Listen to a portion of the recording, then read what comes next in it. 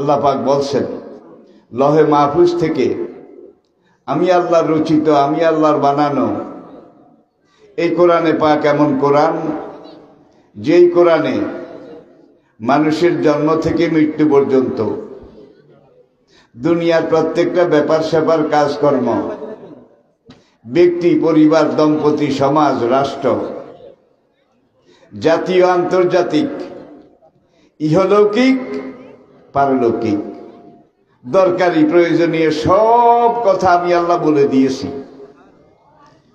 I repeat, তিবিয়ানান লিকুল্লি শাই, আল্লাহ পাক বলছেন পুঙ্খানুপুঙ্খরূপে ব্যাখ্যা করে জীবনে যেখানে যা দরকার, যত কিছু দরকার, যেভাবে দরকার, আমি আল্লাহ রাব্বুল আলামিন কোরআনে তার সব কিছু বলে দিয়েছি।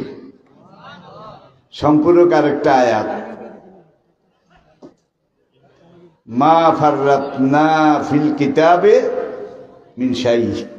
এই কোরআন এমন কোরআন, যেই কোরআনে কিয়ামত পর্যন্ত মানুষের প্রয়োজনীয় সব কথা আমি আল্লাহ বলে দিয়েছি। কে বলে? তাই যে এই কোরআনটা আমাদের জন্য কাফি, যথেষ্ট, এনাফ। কোরআনে খাওয়ার কথা আছে? আছে। কি খাবেন?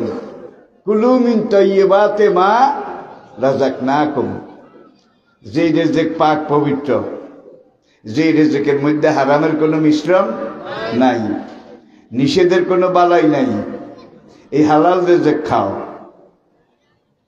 কুলু অশরাবু, ভাত খাও, রুটি খাও, পিঠা খাও, ফিন্নি খাও, সিন্নি খাও, তারপরে পানি খাও। দেখছেন কারবার? কুলু, খানা খাও, অশরাবু, তারপরে পানি খাও। এরপরে আসেন খাওয়ার পরে সারাদিন কর্মব্যস্ততার পরে রাতে ঘুমানো লাগে না? ঘুমের কথা তো কোরআনে নাই। ওয়াজআলনা নাওমাকুম সুবাতা, সূরা নাবা 30 পারা। আমি আল্লাহ রাব্বুল আলামিন ঘুমকে করেছি তোমাদের জন্য সবচাইতে বড় শান্তিদায়ক, স্বাস্থ্যপ্রদ, আরামদায়ক। বলুন আলহামদুলিল্লাহ। পশ্চিমী দুনিয়ার একদল দেহবিজ্ঞানী তারা ঘুমের উপরে একাধারে 13 বছর গবেষণা করেছে। ঘুমের উপরে, হোয়াট ইজ ঘুম, হোয়াট ইজ স্লিপিং, এটা অর্থ কি?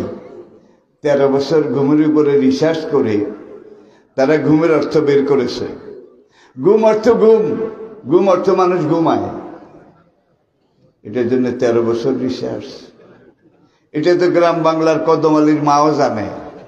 ঘুম অর্থ ঘুম, ঘুম অর্থ মানুষ ঘুমায়।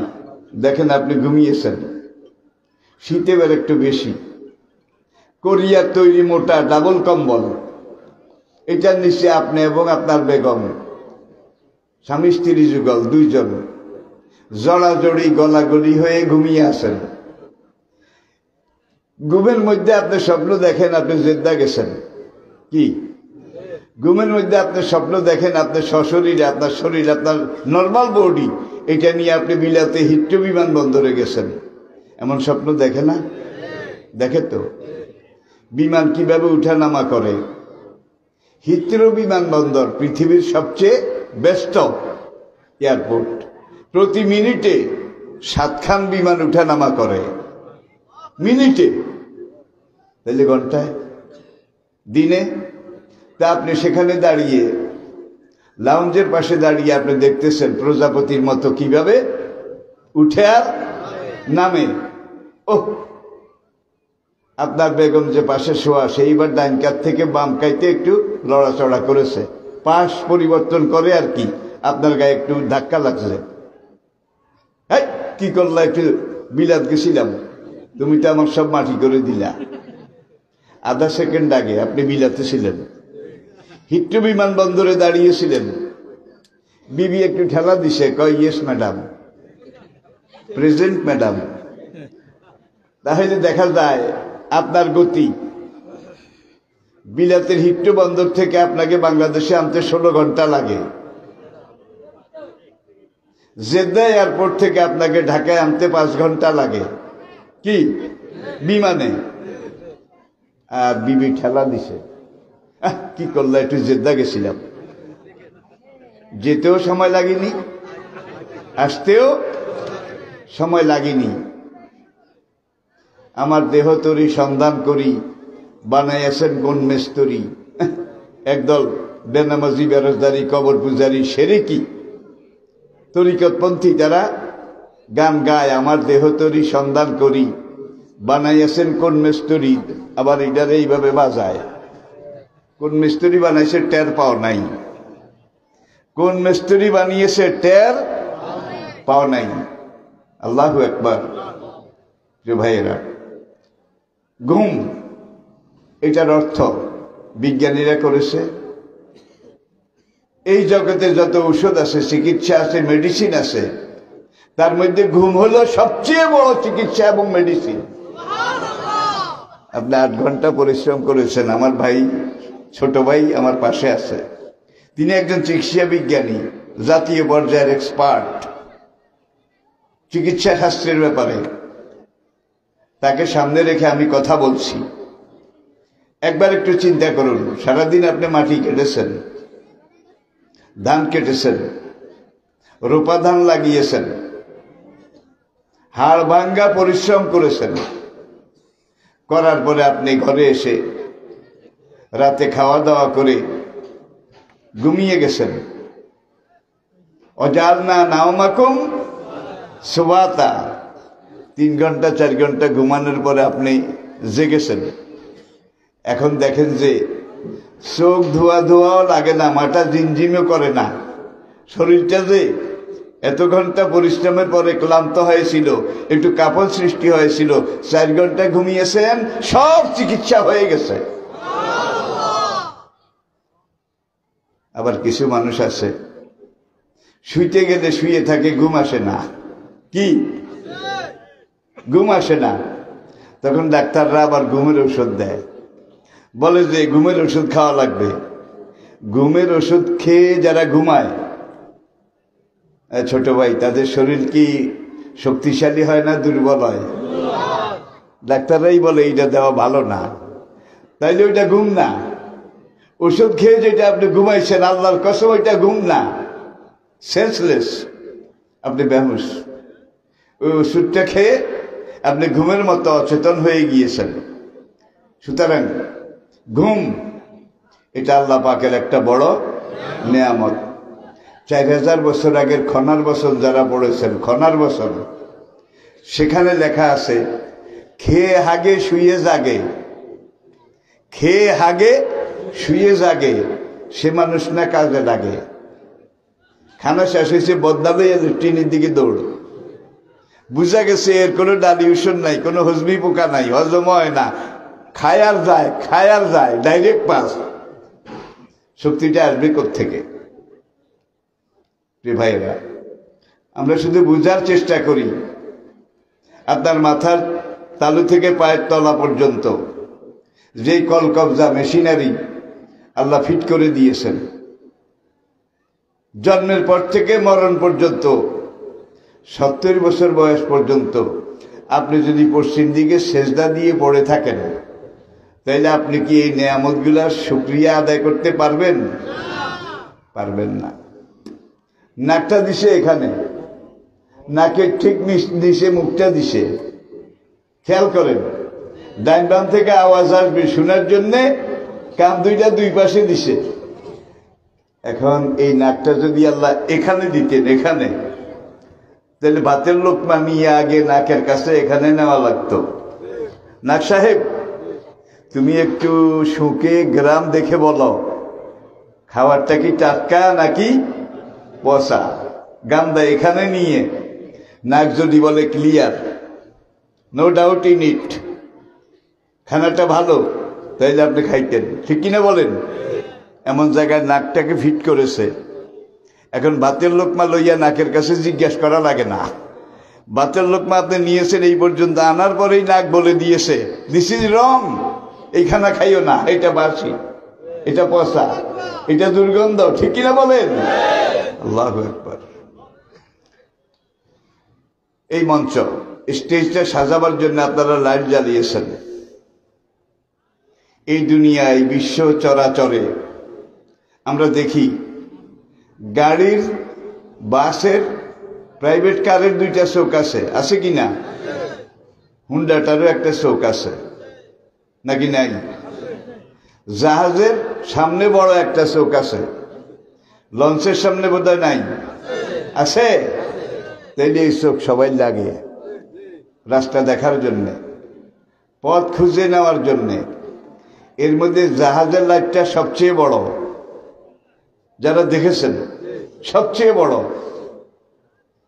আমাকে একজন জাহাজের কর্মী বলেছে, ঢাকা সদরঘাট থেকে একটা লাইট এইভাবে জ্বালিয়ে খুলনা পর্যন্ত পৌঁছতে পুরা ইঞ্জিনের যা খরচ লাগে, লাইটটার খরচ তার চেয়ে অনেক বেশি লাগে।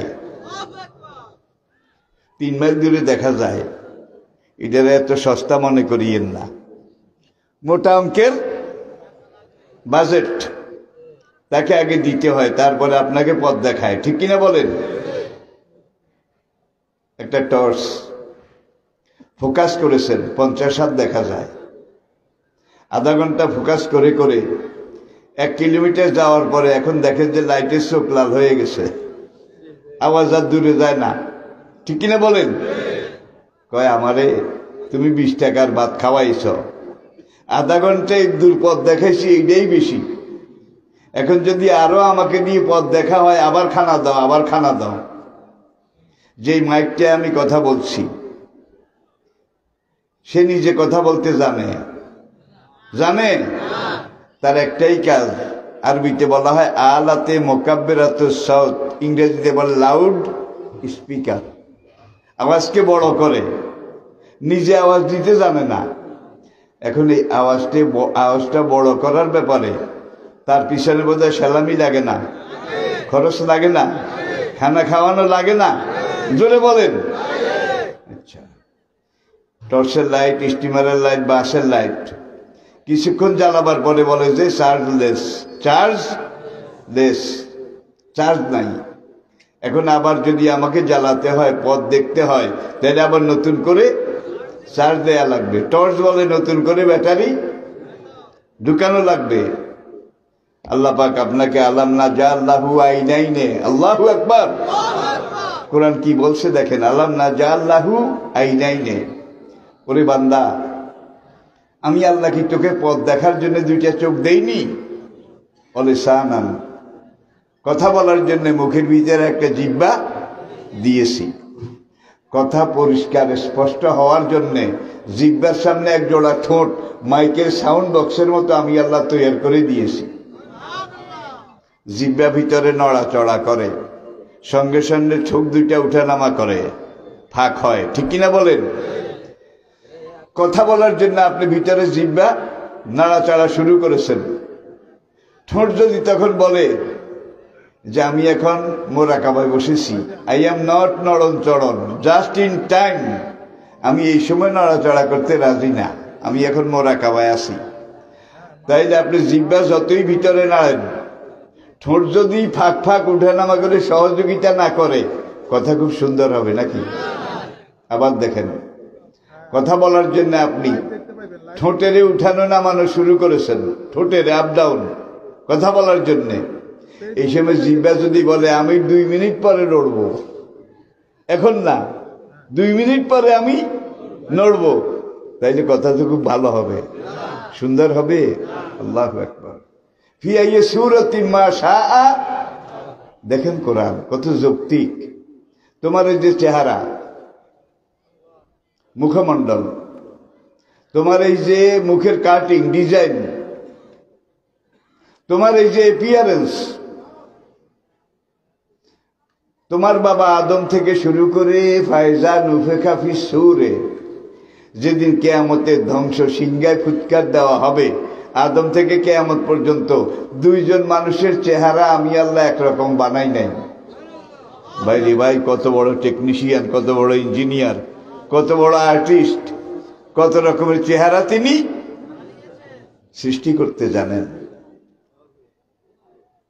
কুল্লু আমরিন বিমা কাসাবা রাহিনা। এই আয়াতের তাফসিরে আল্লামা জারুল্লাহ জামখশরী রহমতুল্লাহ আলাই তাফসিরে কাশফের মধ্যে লিখেছেন, আল্লাহ যদি চেহারা দুইটা একরকম বানাইতেন, মানুষ হাসরের মাঠেও গুতাগুতি কিলাকিলি শুরু করত, বলতো আল্লাহ আমি না ও, কি চেহারা একরকম হলে আরেকজনের দেখাইতো, ঠিক কিনা বলেন? ফিয়াইয়ে সূরাতি মা শাআ রাক্কাবাক। ভাইয়েরা, কোরআনের কথা শুরু আছে কিন্তু শেষ নাই। ১,৫০০ বছর পর্যন্ত কোরআনের কথা বলা হচ্ছে, লিখা হচ্ছে। শুধু বাংলাদেশে নাকি পুরো দুনিয়ায়? শুধু বাংলা ভাষায় নাকি সব ভাষায়? শুধু এই যুগে নাকি সকল যুগে? কোরআনের সব কথা বলা শেষ হয়ে গেছে, কিছুই বলা হয়নি, কিছুই বলা হয়নি। আল্লাহ পাক বলছেন আরেক জায়গায়, দুনিয়ার ৭ সাগরের পানি যদি কালি হয়, সব গাছ কেটে যদি কলম বানানো হয়, দুনিয়ার সব ধাতু গলিয়ে যদি কলমের নিব বানানো হয়, এবং আমি রব, আমি আল্লাহ, আমার গুণগান, আমার নাজিল করাই কোরআন, কোরআনের একটা আয়াতের তাফসীর ৭ সাগরের পানি, দুনিয়ার সব গাছপালা কেটে কলম, এগুলো দিয়ে যদি সারা দুনিয়া লেখা শুরু করে, কোরআনের বৈশিষ্ট্য, আমি আল্লাহর পরিচয়, লানাফেদাল বাহারও, সাগর শুকিয়ে যাবে, কলম ক্ষয় হয়ে যাবে, কিন্তু আমি আল্লাহর কোরআনের একটা আয়াতের ব্যাখ্যা করে দুনিয়া শেষ করতে পারবে না। তো ভাই, আমি 1 ঘন্টা আপনাদেরকে কি বলবো? অন্তত এদের বুঝতে পারবেন কোরআনটা এতদিন যা মনে করছিলাম আসলে কোরআন তা না, বড় কিছু, বেশি কিছু, অনেক কিছু। এনসাইক্লোপিডিয়া ব্রিটানিকা খুলুন, 9ম সংস্করণ, 9th edition. Holy Quran is the super book of the world. মুসলমানদের ধর্মগ্রন্থ আল কোরআন দুনিয়ার সর্বোচ্চ, সর্বশ্রেষ্ঠ, পূর্ণাঙ্গ একমাত্র ধর্মগ্রন্থ, সেটার নাম কোরআন। কোরআন যার উপরে নাজিল হয়েছে তার সম্পর্কে দেখেন কি বলা হচ্ছে এনসাইক্লোপিডিয়া ব্রিটানিকায়। মোহাম্মদ, এই চ্যাপ্টার, এটা লিখতে গিয়ে এনসাইক্লোপিডিয়া ব্রিটানিকা লিখেছে as a religious teacher, as a founder, as a ruler, as a leader, as a commander, as a law giver, as a law maker, as a justice, Muhammad. সামনে ব্র্যাকেটে তারা লিখেছে peace be আপন হিম, মানে সাল্লাল্লাহু আলাইহি ওয়াসাল্লাম। শেষ করেছে is the Superman of the world, দুনিয়ার সর্বোচ্চ পরিপূর্ণ, সর্বশ্রেষ্ঠ মানব, ইনসানে কামেল একজন, তিনি নবী মুহাম্মদ রাসূল সাল্লাল্লাহু আলাইহি ওয়াসাল্লাম। এই নবীর কথা ১,৫০০ বছর পর্যন্ত লেখা হচ্ছে, শুধু বাংলায়। বাংলায় জাতিসংঘের সর্বশেষ হিসাব অনুযায়ী বর্তমান পৃথিবীতে ৫,৫০০ আন্তর্জাতিক ভাষায় মানুষ কথা বলে।